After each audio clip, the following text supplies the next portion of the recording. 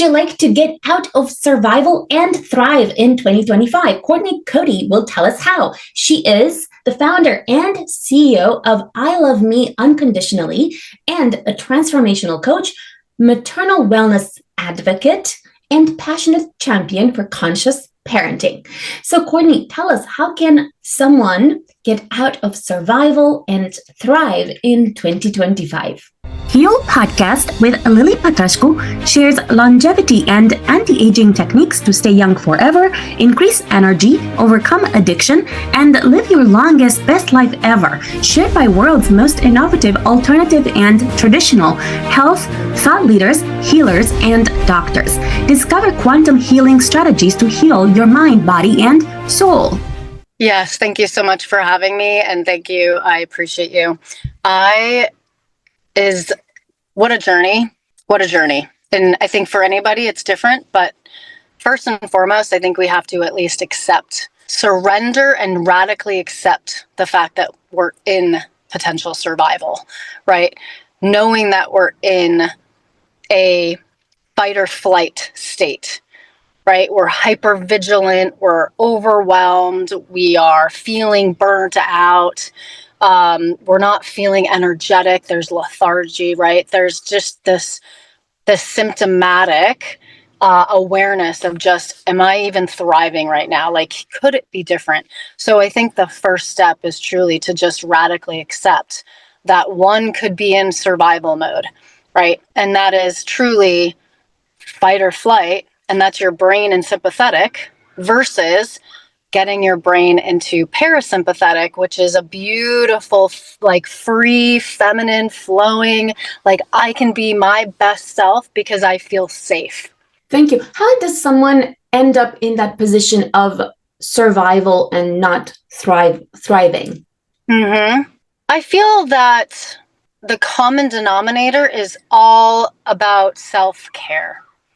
I think it's very, very easy for anyone, right?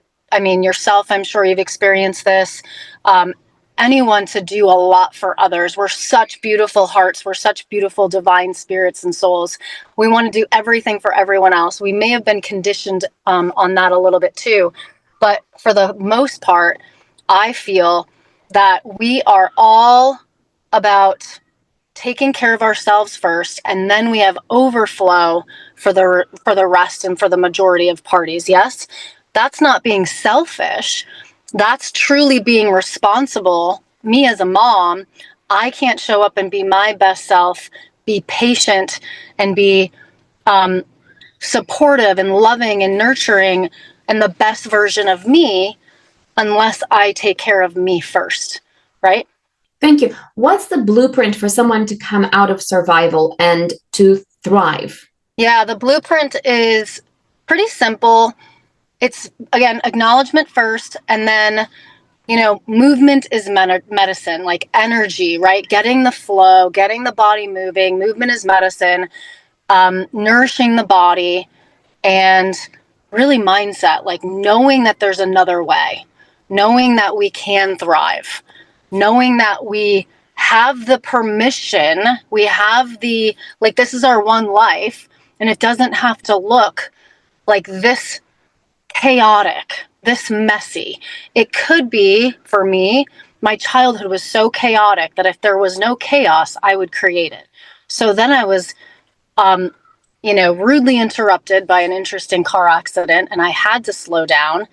And it was such a beautiful gift for me because it allowed me to see life in a different way, that I could just be. I could be me and my values. Love, respect, unconditional love, forgiveness.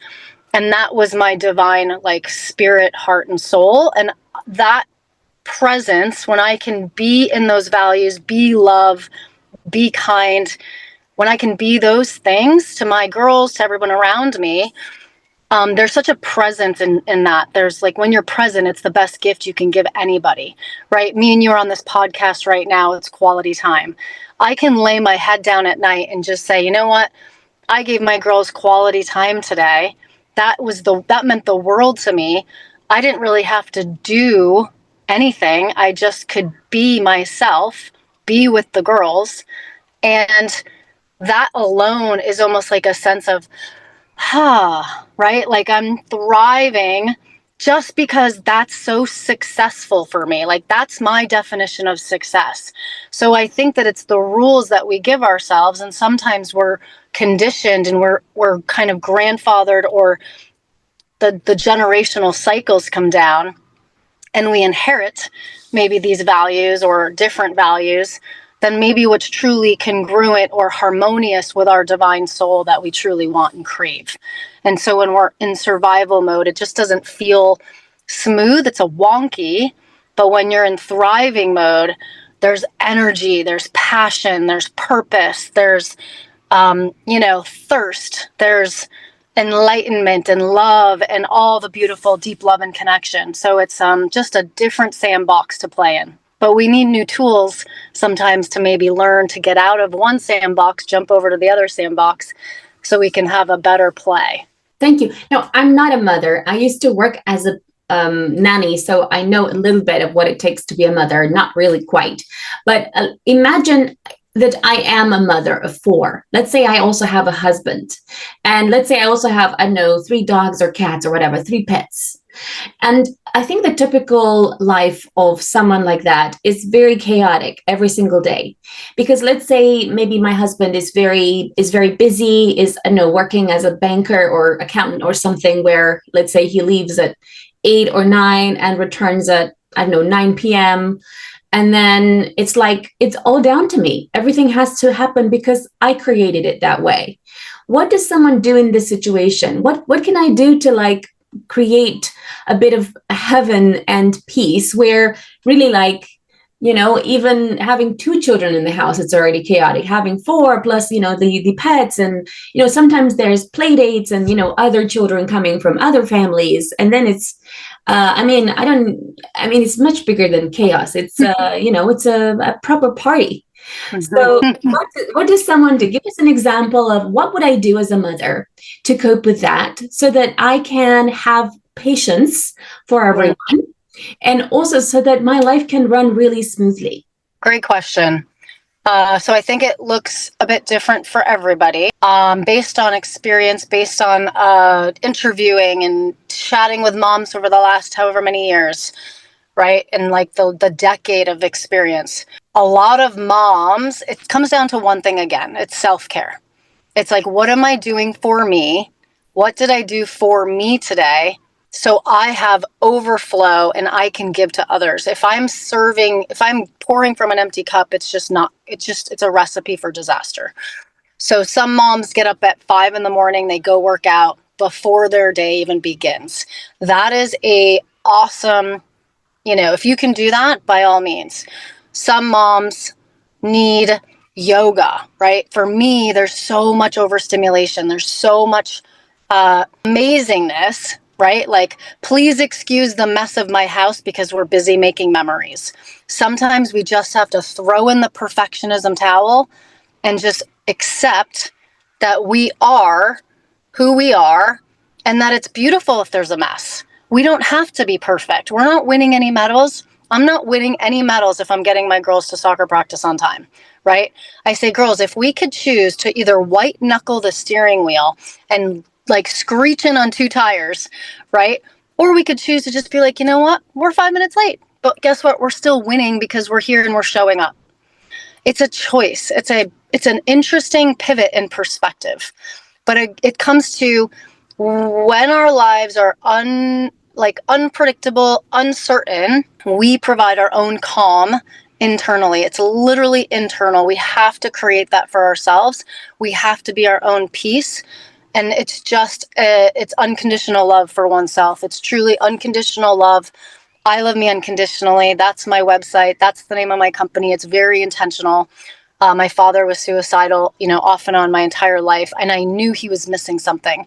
And it was forgiveness and unconditional love for himself, because he couldn't do that for himself. There was no grace for himself. And that's what we all need to embody and really truly believe, because that allows us to give that grace for everyone else around us. And then it's flow, it's softer edges, it's femininity, versus women being in this masculine role, like I got to do everything and I got to hammer it all out. And, robotic almost, right? We need that beautiful energy, yin and yang of masculine and feminine.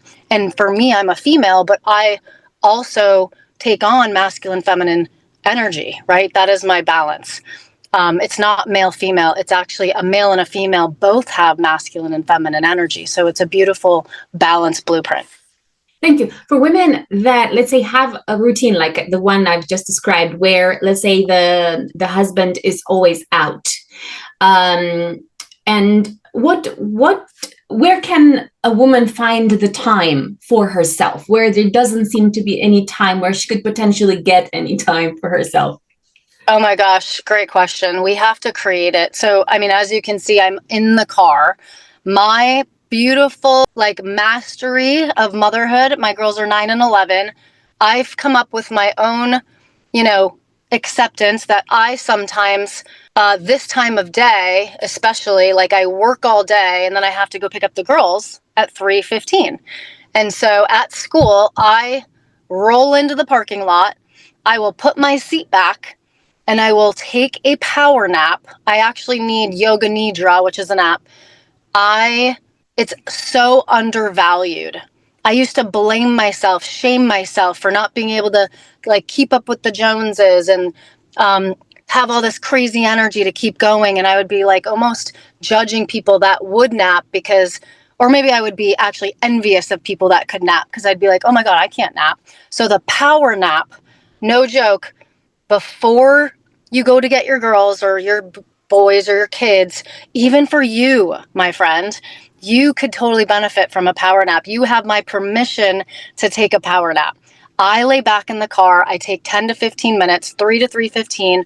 Then when I go and I acknowledge my girls because they've been gone all day, I say, hi, girls. So nice to see you. I missed you all day. And I give them that beautiful presence and that beautiful, gentle startup that they deserve. Because if I was still blasting through work and still blasting through text and still blasting through my phone calls, I'm very intentional with the moments that I have with my girls. So that's my choice. And I think that when we give them those beautiful moments of 10, 20 minutes of quality time, magical minutes, undivided attention, no gadgets, no gizmos, no technology, their behavior is so much better because they feel seen, right? We grew up in a world, I think, back in the day, generations ago, where we were seen, but we weren't heard, right? So the girls tell me about their day and they're validated and they're empowered and they have a voice.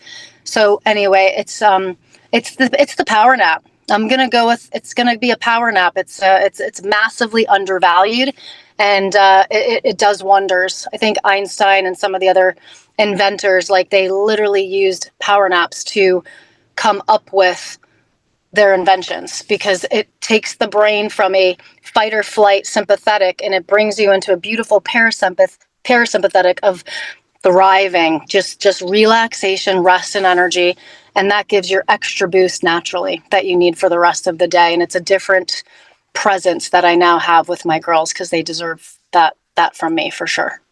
Thank you. Let's take two examples because I think it's quite common. Either the women tend to stay at home and then let's say the husband goes to work and comes home, between 7 and 9 p.m. Or you have both of them going to work from 7 in the morning until 7 to 9 p.m. And then they don't get to see, both of them, the children that much. Tell us some practical habits, routines, apps, I don't know, anything that you believe could be useful for someone who believes they're somehow failing in parenthood and they want to thrive in that area, somehow don't really have the time to really do it. Gosh, I could answer that question in multiple ways. I would say twofold. So first and foremost, we need to accept as parents that we can't literally do it all. And I think that it takes beautiful communication and partnership to, which roles, which chores roles are we inheriting, which are we taking on for responsibility. But I think if we can outsource, if we can give moms, if I could give moms the permission to just say, you don't need to do it all. You're not going to get a medal, right? What's truly going to give you that beautiful, deep love and connection to allow you to thrive? I outsource cleaning. When I have to clean, I absolutely clean. But do you know the amount of time that I get back from not having to clean the entire house? I will put things away and then I outsource and I get a cleaner. And that is magical for me because I'm like, oh, my house is clean and I don't have to do it. I was going to say one other thing from outsourcing standpoint. Oh, Instacart, right? Since COVID, I think I've been to the grocery store probably 20 times in 5 years, maybe 25. I literally just get everything delivered. It's such a beautiful extra expense, whether it's $10 or $20. Sometimes it's actually like a discount because I'm leveraging Instacart that you go into and you deliver your groceries. So you don't have to go to the grocery store, drive there, go down the aisles, drive home with 4 kids. That's nutso.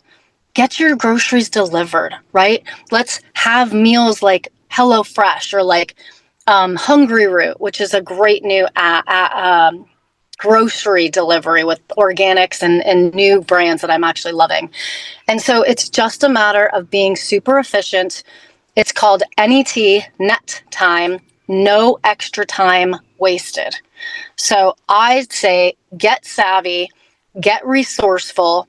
There's no shame in outsourcing. We don't have to do it all. And I was an only child, a daughter of a Marine. And I literally, I laugh because I tell my, friends and such sometimes, like, I feel like I came out of the womb and changed my own diapers.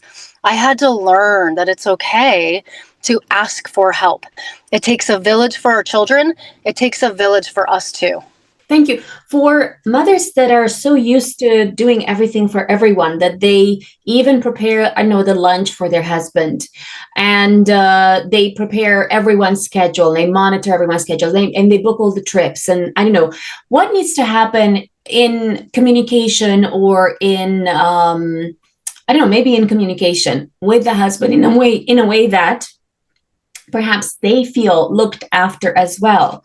Because for example, in my relationship, although I don't have children, okay, but what I find is, and I tend to either do the cleaning or get a cleaner once or twice a week. And then I do the laundry, for example. But every time there's a tech issue with my computer, or there's any if I need any tech support to do my podcast, then my partner helps me with that. And I find that his help is really crucial.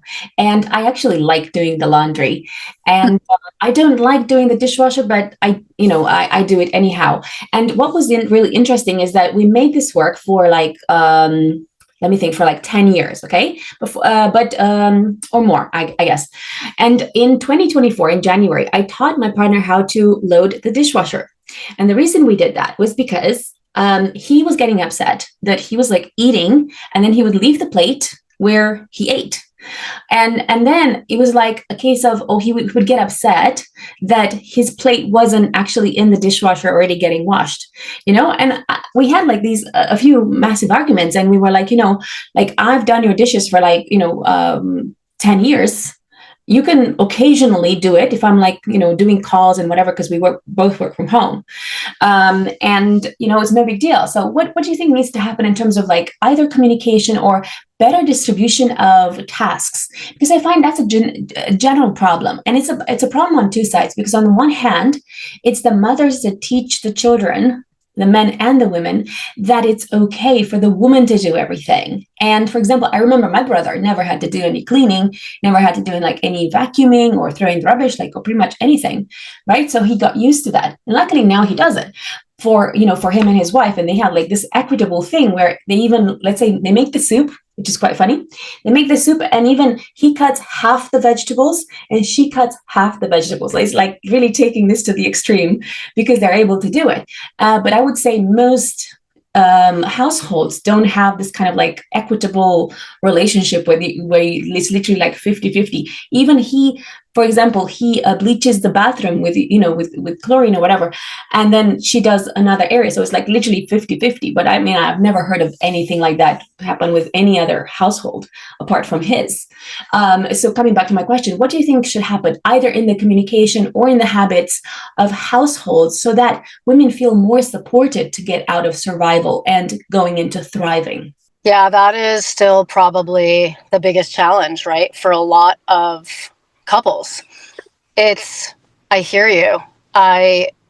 In my own experience, it's communication. It's women knowing that we're okay and safe, and we have to be vulnerable to say, but also assertive to be like, yeah, this isn't working, right? Like, this is a divided, more or less shared effort, like it's contribution. I think it also depends on people's love languages, the 5 love languages. Some people, I'm quality time and physical touch. Someone else may be words of affirmation or acts of service.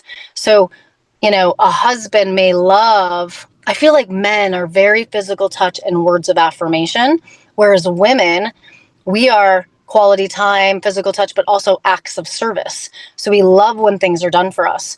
But you're hitting point on, like literally hitting the nail on the head of masculine, feminine energy. And when women are all in their masculine and there's nowhere for us to just let our hair down and literally be feminine, there's no polarity in the relationship. And so the relationship's going to suffer. So until the man steps up, right, or at least not steps up because they're providing in a lot of ways, but provides for the woman to feel safe and to feel supported and to feel like she's not the only one doing everything in her mind. It's communication. It's a woman to say, I'm really I'm tired. I'm exhausted. I would love it if you could just please help me with the dishes tonight. Right. It's like my feet hurt. My back hurts. I'm feeling very overwhelmed. Right. And then I want you to please do the dishes tonight. I would love it so much. Like something like that, where it's not an attack to the male. It's like I'm this woman and I'm hurting and all the male wants to do is solve problems, right? So when we're like, oh my gosh, I'm vulnerable and I'm really needing your help, when we can come from that beautiful safe space, that's brain to brain, parasympathetic to parasympathetic, beautiful safe space where now couples can actually hear each other and solve more or less that problem. It's beautiful vulnerability, beautiful communication, showing up compassionate, showing up with empathy, showing up curious, zero judgment. And I think that's, overall like the fast and furious, but it's very much, make it fun, let's have fun with it. Let's put on some music. Let's dance. Let's do it together, right? Like it doesn't all have to be such work. Like let's just sprinkle in some beautiful fun. However that is for everybody, and it's all different depending on, what that definition of fun is for them. So I sprinkle in and combine that peanut butter and jelly. It's like work and fun. You don't maybe want one without the other. I also find that a lot of men are blindsided sometimes when, let's say, women leave, but they leave because they're prioritizing themselves because they haven't been feeling safe for a really long time, and they want safety. And that's, I think, the primary thing that women are seeking in any relationship. And of course, they want other things, growth and contribution and love and all these different things. But I would say primarily they want safety, and they feel unsafe when the husband is unable to contribute with a very basic stuff and is unable to provide perhaps a fun environment. There's no fun because she has to do all this work. And because of that, perhaps they are turning into having a sexless marriage. And because of that, that the whole thing kind of tends to, to turn even worse. And then the whole thing is chaotic and the whole thing kind of falls apart completely. So I'm wondering, what do you think needs to happen so that women, I know, do they need to communicate better? Do they need to do certain things so that they can take some sort of leadership on it or initiative so that it never gets to this far far apart in the relationship where the entire relationship is destroyed because she hasn't communicated, because she hasn't prioritized herself, because she hasn't perhaps created an environment where there is that fun that continues to be fun forever. Yeah, that's can you hear me still? Yes. Perfect. That is interestingly my past life. My marriage, unfortunately or fortunately, was a divorce. My first marriage was a divorce, but I'm so grateful for all the learnings and all the lessons. And I was so in masculine mode that there was zero room for, femininity or polarity, or there was just not a beautiful balance. And so I'm grateful for those learnings. I've learned so much about myself. The nirvana would be for women and men to both be healed before they marry and have kids. But what's fascinating is that we get together because of familiarity or because of fun, or it's all trauma based. And then we're in our marriages and we're so triggered, we're so activated, and we're like, oh my gosh, right? Like my mom used to do that, or my dad used to do that. And so we're getting kind of deep into the weeds here a little bit with a pattern, but women and men tend to be attracted to familiarity, whether it's toxic or healthy. And I think it's more toxic. So then when they finally are aware and they've healed from that trauma, or they're at least aware of it, then they can choose otherwise. But until that's kind of the tip of the iceberg. And once you understand that, then you can get into the meaty part underneath, right? And then you can work together to heal each other. But if I'm giving a high five up in the relationship and I'm not getting one back because my values and life mission is deep love, connection, contribution, growth, and the other side is fun and certainty and, thrill seeking, and who else knows, you can imagine how our behaviors in life and life actions would be different. And so you already have a big gap. And so I think, when you're already in it, it's a matter of commitment and trust. And you have the two pillars of Gottman: sound relationship, sound, the relationship house. And it's trust and commitment. And when you have someone that's committed to doing anything and everything to freaking be there with you till the end, it's a awesome journey. It's up and down and it's awesome, but it's not that high intensity HIIT interval training. It's like a beautiful, gradual, flowing, right, roller coaster. That's fun, but it's scary, and it's just different. So I choose a partner that's committed and wants to journey with me versus that old HIIT interval training workout, which was too jagged, too crazy, too traumatic. Didn't work for me. And so we have a divorce, and that's okay. I think it's a beautiful celebration because our girls just need two happy parents. They don't need two miserable parents together. They need two happy parents. And that's when kids thrive. They thrive with happy parents. They don't thrive with parents that are just together going through the motions because someone said you have to stay together till the end. So I'm not pitching divorce. I'm pitching commitment and trust. Thank you. What can women do to ensure that that fun element remains until the end forever? So that I think that when you are, you only reach to this level of feeling like you're in survival when you stopped having fun. Yeah. When you're having fun, things could be really hard. Your entire house could collapse, but together you could find a way to laugh at it and then to make it better, fix it again. So what do you feel needs to happen in women's actions or activities or leadership or initiative that would encourage them to not get to this level of survival and thrive always? So as women, we're the caretakers, we're the nurturers, we're very powerful in our femininity. I just continue to preach and give permission, right, to be vulnerable, to be assertive, to have voice, to say, here's how I'm feeling. This is really hard. I need your help. I need your help. That's number one.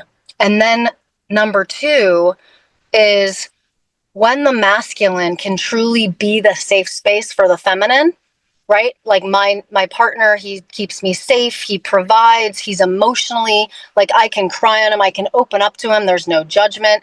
That's where we can just melt. We need just a shoulder to like throw our head on to just melt at the end of the day, because we're exhausted, right?